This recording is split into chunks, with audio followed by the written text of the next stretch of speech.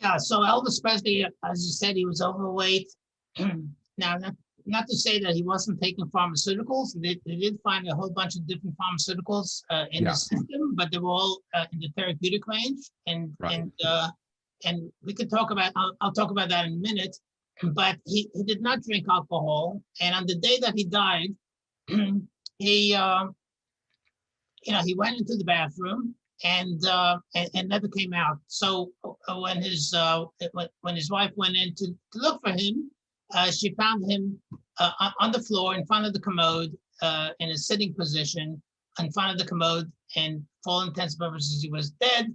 And CPR was applied, heroic measures, but he never regained consciousness and died. So the autopsy indicated that he had several pharmaceuticals in his system. Now, the pharmaceuticals that he had in his system were some of them, several of them were barbiturate types. There were either barbiturates or hypnotics. The reason I'm bringing that up is because when you have several drugs in your system that, even though they're in the therapeutic range, but they all cause the same kind of an effect. Like, let's say they're sedatives, for example, trying to so you can fall asleep.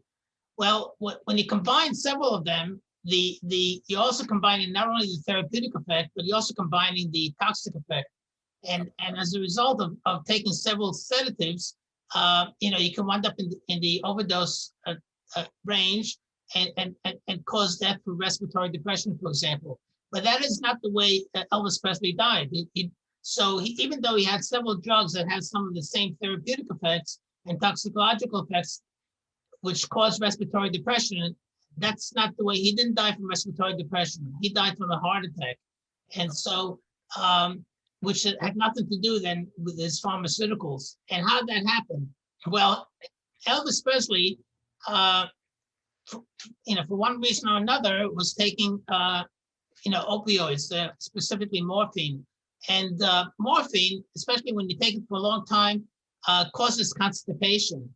And when you're constipated, and so here he is, he went to the bathroom and he's sitting on the commode, and you can just have to picture this, because I know some of your listeners must have experienced some of this at some point in time, where